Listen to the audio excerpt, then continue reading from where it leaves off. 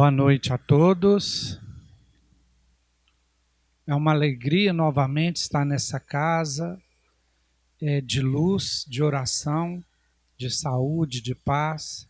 Essa casa que leva o nome do nosso Mestre Jesus. A gente pede a Deus que nesse momento a gente possa ser intermediário dos espíritos benfeitores dessa casa, para que a gente possa esclarecer e ajudar não só vocês encarnados, mas também os espíritos desencarnados que estão aqui conosco. Que a gente possa ser intermediário da mensagem de Jesus e dos evangelhos para o nosso esclarecimento na nossa vida. Então hoje vamos estudar mais um capítulo do livro Palavras de Vida Eterna, é o capítulo 158, Vontade Divina. Interessante o título, Vontade Divina, que muitas vezes essa palavra, vontade divina, vontade de Deus, nos engana um pouco. Mas vamos ver que versículo Emmanuel escolhe para estudar neste capítulo. É o versículo que está na Epístola de Paulo aos Romanos, no capítulo 2, versículo 2. E diz assim: Não vos conformeis com este mundo, mas transformai-vos pela renovação do vosso entendimento, para que experimentei qual seja a boa, agradável e perfeita vontade de Deus. Paulo. Interessante ele dar esses conselhos para os romanos, né? Para a comunidade cristã dos romanos. Então ele fala, olha, vontade divina, vontade de Deus. Antes da gente começar o estudo, é interessante a gente refletir do que seja a vontade de Deus, para a gente não pensar que vontade de Deus é igual uma vontade humana, ou uma vontade de qualquer ser humano. Simplesmente porque Deus não é ser humano. Deus não tem os sentimentos humanos. Então a gente usa a vontade de Deus muitas vezes por não ter uma palavra mais adequada, principalmente lá nos evangelhos, né, ou nas epístolas de Paulo, escrita há 2000 anos atrás. Na doutrina espírita, a gente já começa a estudar leis divinas. Leis divinas. Então, a vontade divina, ela se manifesta através de leis divinas. Por que é importante a gente pensar isso e não entender vontade de Deus igual vontade humana? Porque senão a gente vai achar que Deus, por exemplo, muda de vontade de tempos em tempos. Isso não acontece. Isso acontece com a gente que é imperfeito e que as nossas vontades, digamos assim, vai mudando conforme a gente vai evoluindo, conforme a nossa idade, conforme a nossa compreensão. Isso não acontece com Deus. Deus é perfeito. Então a vontade dele também é perfeita. Por isso que Paulo até fala que, boa, agradável e perfeita vontade de Deus. Então, algo perfeito não muda, já é perfeito, né? E ela é boa e agradável para nós no sentido espiritual, né? No sentido material não.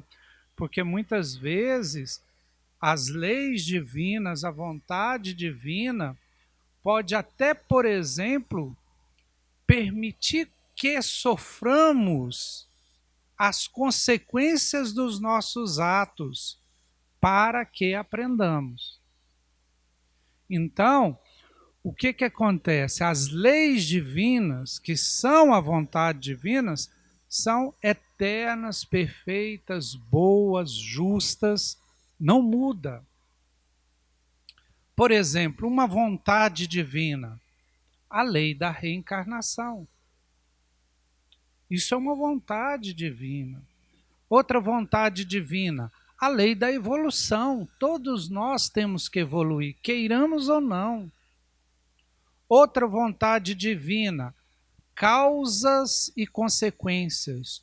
Todo mundo colhe o que planta. Isso é uma vontade divina. Deus quis que assim fosse, e todos nós estamos submetidos a isso. Certo? Sem dúvida que a vontade de Deus não tem nada a ver com a vontade do homem. A vontade de Deus são as leis do universo. Até as leis físicas que coordenam a química, a biologia, que coordena a matéria do universo, é lei divina também, é vontade de Deus. Tudo que está no universo é vontade de Deus. Então vamos ler de novo agora entendendo. Não vos conformei com este mundo, porque muitas vezes o mundo não está de acordo com a vontade de Deus. Porque o mundo, quem fez e quem faz o mundo somos nós. Esse mundo aí que nós herdamos dos nossos pais, foi o mundo que os homens que vieram, homens e mulheres que vieram antes de nós, fizeram. E a gente herdou ele, nasceu nele. E agora nós temos que o quê? Igual ele falou, transformar esse mundo num mundo melhor, né? Ele fala, transformai-vos pela revolução do vosso entendimento, ou seja, pela nossa inteligência, para que seja, qual seja a boa, agradável e perfeita vontade de Deus. Ou seja, pegar esse mundo que é a criação dos homens, não é criação de Deus, é um mundo cultural, da cultura, e procurar fazer ele mais possível perto dessa vontade de Deus que é justa, que ela é boa, que é perfeita. Mas vamos ver agora o que Emmanuel fala. Emmanuel, gente, o Espírito que foi o guia, né, o protetor e guia da missão do médium Francisco Cândido Xavier, a gente fala o Chico Xavier, ele era um espírito de muita luz. Nesse estudo aqui, quando eu estava estudando, eu nunca vi uma missão tão profunda quanto essa para a nossa reflexão e para a nossa vida. Vamos ver o que o Emmanuel fala.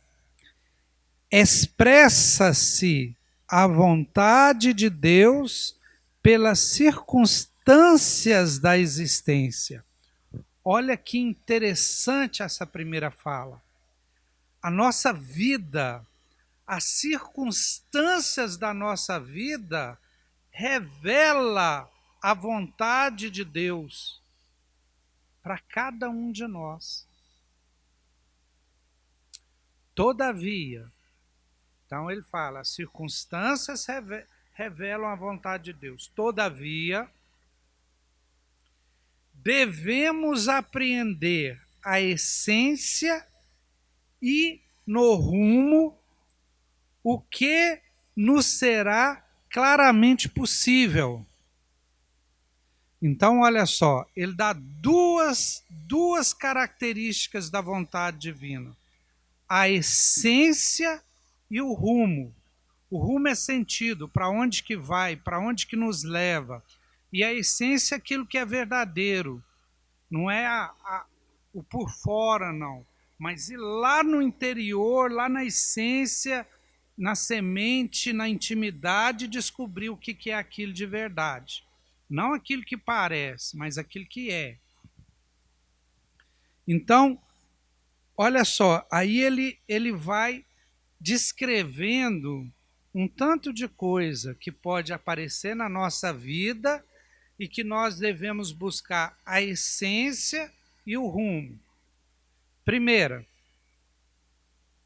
não só pelos avisos religiosos que nos ajudam a procurá-lo.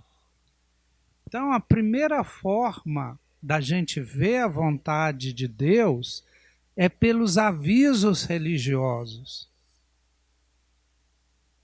Eu aqui agora posso ser intermediário da vontade de Deus para cada um de vocês, através da intuição. Lembra, eu fiz a minha prece aqui inicial, que eu possa ser um intermediário dos espíritos superiores que orientam essa casa. Então, alguma coisa que eu falar aqui pode tocar no coração de vocês e vocês descobrirem uma coisa que vocês precisam fazer para se orientar nessa vontade de Deus. E não só eu. No Evangelho no Lar que vocês fazem na casa de vocês, pegar um livro e fazer uma leitura, e naquele livro aquela passagem te diz alguma coisa, e até mesmo intimamente. Porque uma coisa muito bonita na religião espírita, se é que podemos falar religião espírita, é que não precisa de padre, não precisa de pastor, não precisa nem de orador. É você direto com Deus. A gente aprende isso. Então, na sua prece, que com certeza o seu protetor espiritual está ali, você pode diretamente receber aquela orientação de que é a vontade de Deus para você. Então, esse é o primeiro que Emmanuel coloca. Não só pelos avisos religiosos que nos ajudam a procurá-la, a vontade de Deus, em essência e rumo para nós. Nem só pelos constrangimentos da terra que nos impelem a compromissos determinados. Olha que interessante. Os constrangimentos da terra nos revelam a vontade de Deus. O que vocês acham que é constrangimento da terra? O trabalho é? Ou aqui ninguém precisa trabalhar? Convívio em família é? Com as dificuldades do convívio na mesma casa? As dificuldades financeiras, a necessidade de ter o dinheiro para comprar os alimentos, roupa, moradia. Tudo isso ele chama de constrangimento da terra. Nós somos constrangidos, nós somos obrigados a fazer, porque a gente tem um corpo material, porque a gente está vivendo na terra. E olha que legal, em essência, então a gente tem que procurar a essência e qual que é o rumo dessa vontade de Deus que está nos constrangimentos da terra. Mas como assim, Jomar? Não entendi não. Como assim o constrangimento revela a vontade de Deus? É pelo seguinte, gente. Vocês acham que a gente está aqui de piquenique? Vocês acham que a gente nasceu na família que nasceu? Nasceu homem ou mulher, feio ou bonito, com problema ou sem problema, inteligente ou não tão inteligente? Por acaso? Vocês acham que Deus julgou um dado assim, cada um nasceu? Não. Aqui tanto é a colheita de vidas passadas, quanto também é a oportunidade, é um planejamento feito antes do nascimento para que esses constrangimentos nos façam a escolher o melhor. Mas eu não posso pegar esse constrangimento e ficar revoltado e agredir o mundo, agredir as pessoas que nos constrangem. Eu tenho que entender o porquê, a essência daquele constrangimento e qual que é o rumo que aquele constrangimento está me levando. Quem sabe está me levando a desenvolver a humildade, quem sabe está me levando a desenvolver a caridade, quem sabe aquele constrangimento está me levando a desenvolver a inteligência, a sensibilidade. quem sabe está me levando a fazer alguma coisa que eu nunca tinha feito antes, fazer uma coisa diferente que eu nunca tinha pensado. Então, aquele constrangimento que muitas vezes eu critico, que eu falo mal, aquilo talvez é alguma coisa para me mostrar a vontade de Deus que eu não estou vendo, revelar a vontade de Deus para mim. Terceiro, nem pelos preceitos sociais que nos resguardam em disciplina. Preceitos sociais são algumas coisas que a sociedade nos exige que faça, que seja disciplinado naquilo, como trabalhar todos os dias, fazer aquelas tarefas repetitivas, né, vestir aquelas coisas e tal. Tudo isso são preceitos sociais. E muitas vezes a vontade divina pode estar ali também. Quarto, nem pela voz dos amigos que nos apoiam a caminhada. Claro, gente, os amigos nossos nos apoiam, nos ajudam, nos auxiliam. E eu aqui vou mais longe, pensando nas mensagens espirituais que a gente tem recebido. Os inimigos também, que não nos apoiam. Sabe por quê? Que os inimigos também nos revelam a vontade de Deus para nós? Porque o amigo, muitas vezes, ele é muito assim, caloroso, cuidadoso. E muitas vezes ele pode disfarçar a verdade, omitir, para não te magoar, porque ele é seu amigo. O inimigo não.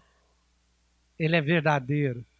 Ele fala as coisas para te magoar. Então, muitas vezes, nós podemos saber das verdades pelos inimigos, que ele fala as coisas. Então, os inimigos muitas vezes nos servem para nos alertar daquilo que é verdadeiro, porque ele não tem nenhum cuidado com a gente. Ele vai e fala mesmo. Então, a gente tem que observar muito o que esse inimigo está falando, porque muitas vezes ele pode nos revelar muita coisa que o amigo não revela. Nem pelos acicates da prova que nos corrigem os sentimentos. O que é acicates da prova? Quem sabe o que é acicates? Levanta a mão, quem sabe. Ainda bem que não sou só eu, não, porque eu também tive que olhar no dicionário. Acicates é incentivo, né? Incentivo. O bom é que lê Emmanuel, Joana de Anjos, você tem que ir no dicionário e aprender palavra nova. Então, acicates da prova, incentivos da prova. Porque a prova, e essa prova é a prova evolutiva, reencarnatória, é a situação que a gente está vivendo, ela vem para nos desafiar, ela vem para provar se eu realmente aprendi alguma coisa no mundo espiritual. E é muito da emoção, é muito da sensibilidade, é muito do fazer. Não é uma prova teórica igual você vai lá de matemática, não. É de viver mesmo. Então, essas provas, elas nos produzem incentivos.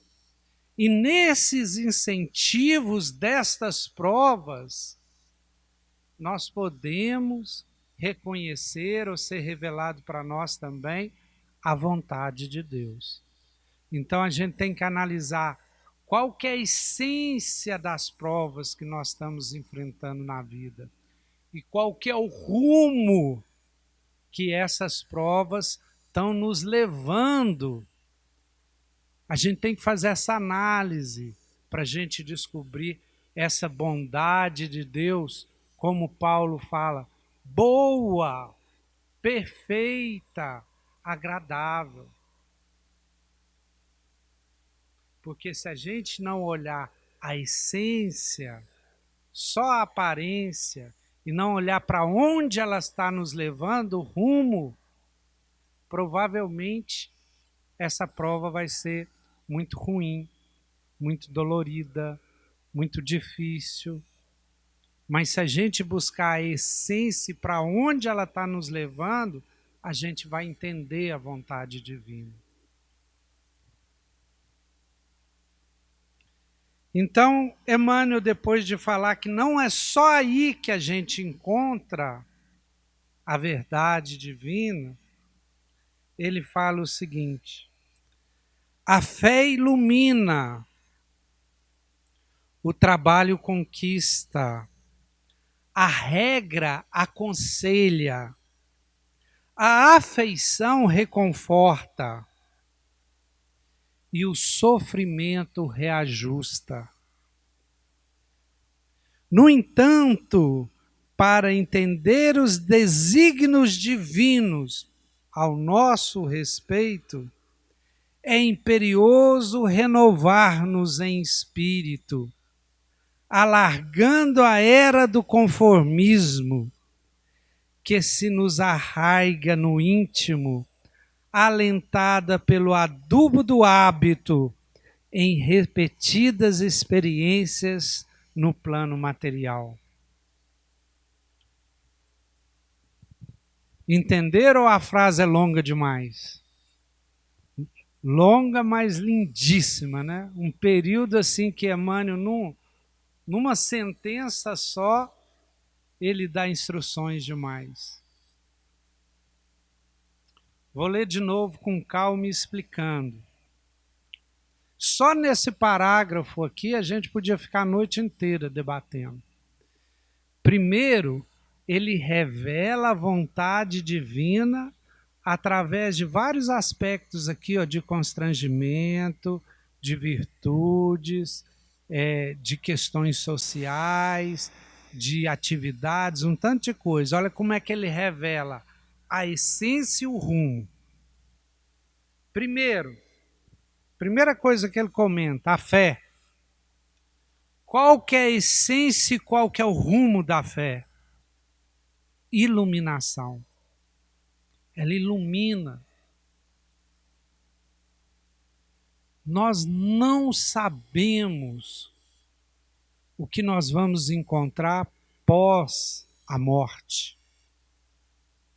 No entanto, com a fé, ela vai iluminar a nossa transição para o mundo dos mortos. Porque a fé vai nos iluminar esse caminho que eu não conheço, mas pela fé vai ser iluminado. Eu posso não saber como fazer, mas se eu tenho fé em mim, se eu tenho fé nas outras pessoas, se eu tenho fé em Deus, tudo será iluminado para a gente conquistar, para a gente conquistar. O trabalho conquista. A gente pensa que é só pelo amor ou pela dor? Não. Pelo trabalho a gente conquista. Pelo trabalho a gente conquista, não é só o recurso financeiro, não. Trabalho é toda ocupação útil. Trabalho é toda atividade dignificante. E pelo trabalho a gente conquista evolução, a gente conquista sabedoria, a gente conquista sensibilidade. E um tanto de coisa é conquistada pelo trabalho. Este é a essência do trabalho e o rumo que o trabalho deve nos levar. A regra aconselha. Nós recebemos um tanto de regra moral. Está na Bíblia, está no Evangelho, está na casa espírita, está na sociedade. Essas regras estão aí para nos aconselhar. É claro que cada um de nós tem um livre-arbítrio e vai escolher do jeito que ele quiser. Mas a regra está lá, não mentir, não roubar, não ser violento, não violentar ninguém, né? Ser cuidadoso, ser amoroso. Agora, você vai seguir? Não sei, mas a regra está lá e aconselha. Esta é a função dela. Igual a mãe quando dá as regrinhas para a gente, quando a gente é criança. A afeição reconforta. Quem aqui no mundo vive sem afeição? Quem não precisa ser reconfortado?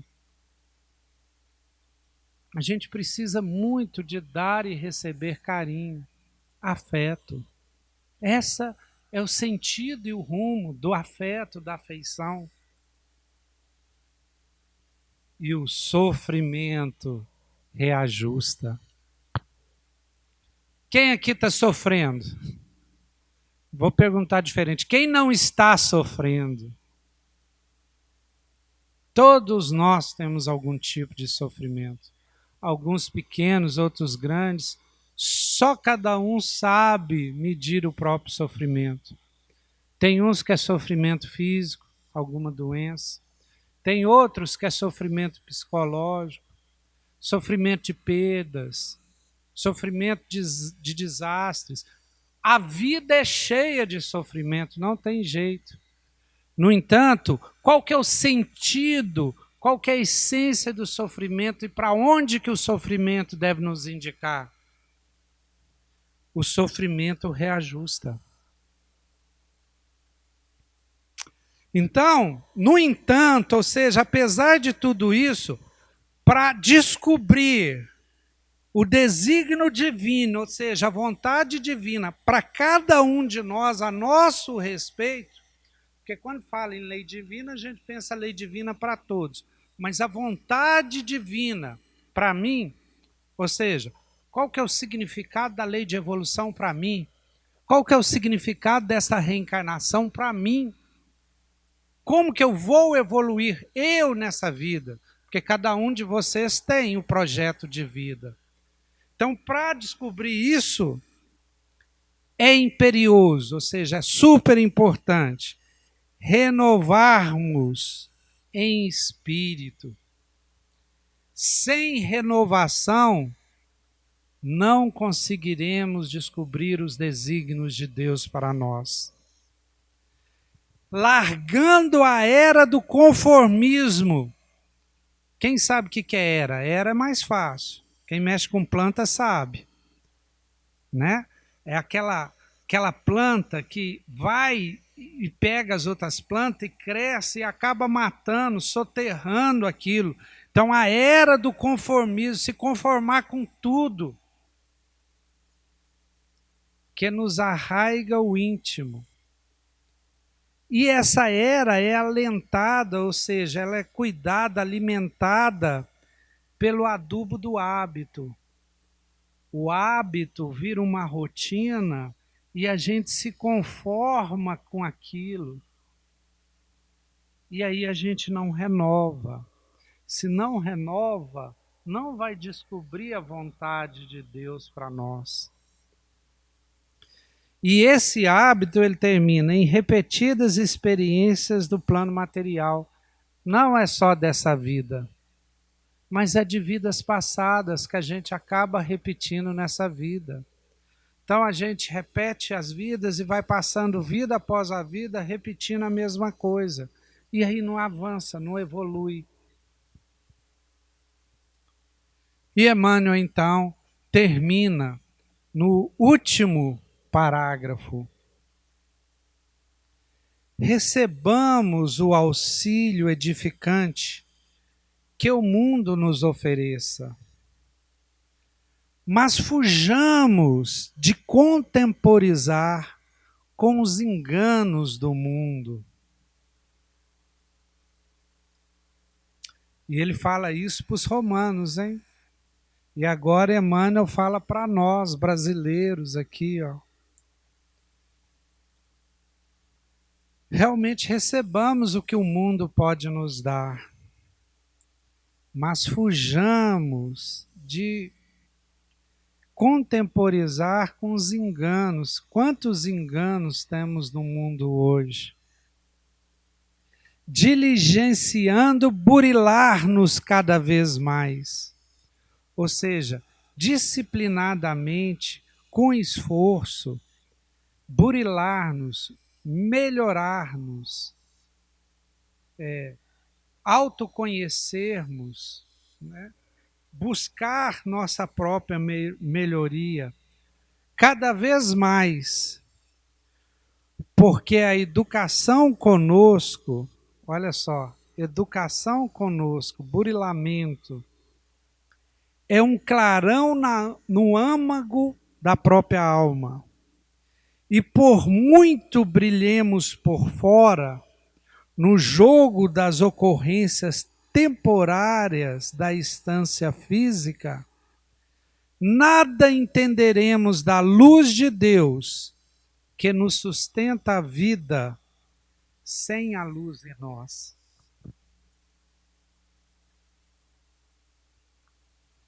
Emmanuel termina o estudo falando o seguinte,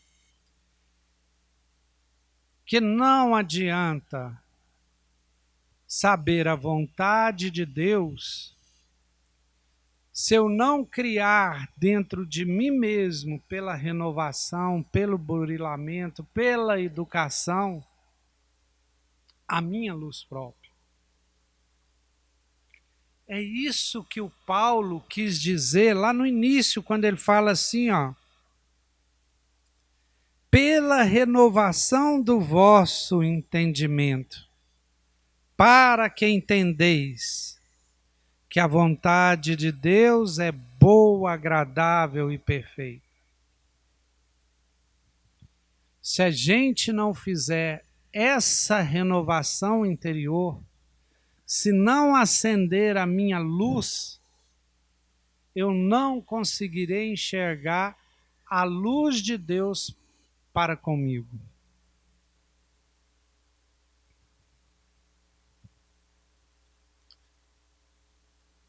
É como se fosse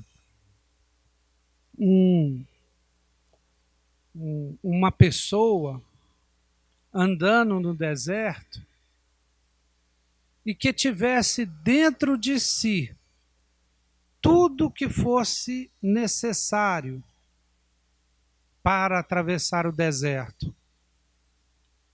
Tudo estava com ele mesmo, como se fosse uma mochila.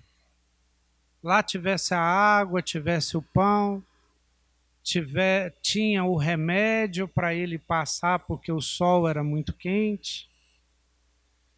Mas ele, no atravessar o deserto, em vez de procurar as coisas que ele tinha, ele ficava procurando no mundo, ele ficava procurando nos outros. E só tinha deserto. Porque o verdadeiro tesouro está conosco mesmo. Deus, quando nos criou seres inteligentes, Ele, a suprema inteligência, deixou conosco essa capacidade de autoburilamento, de educação, de acender a nossa luz, para que possamos entender, inclusive, o caminho que Ele quer que a gente siga.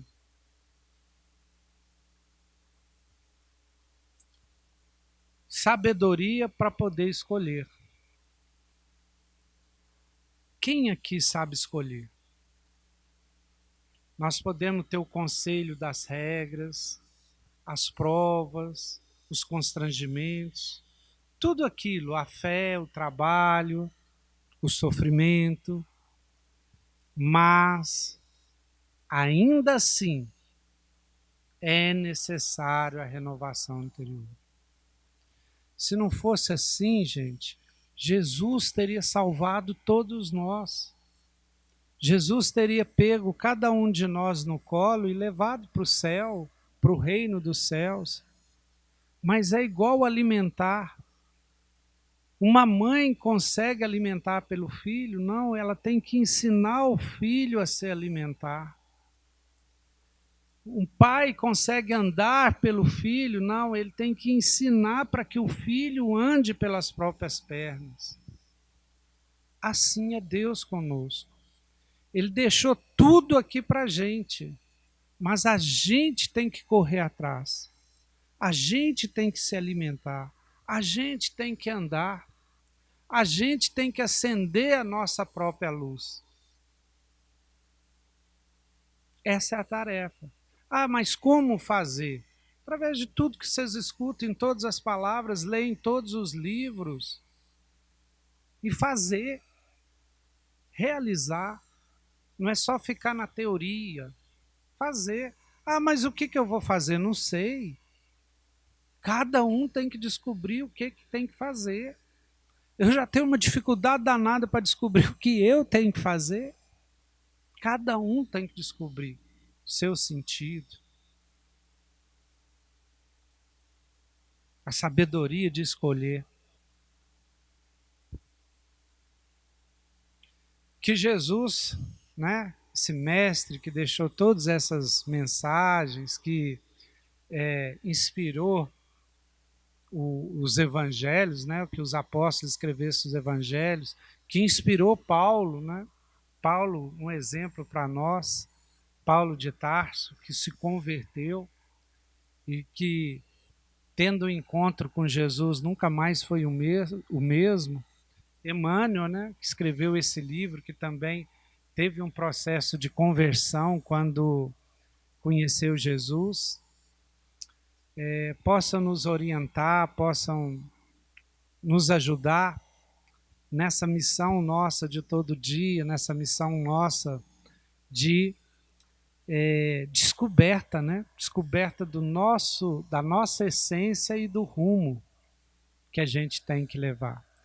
Que Jesus nos abençoe, que vocês possam ter uma semana boa, curtir o feriado de amanhã, né? E que Jesus possa estar sempre conosco todos os dias da nossa vida. Muito obrigado.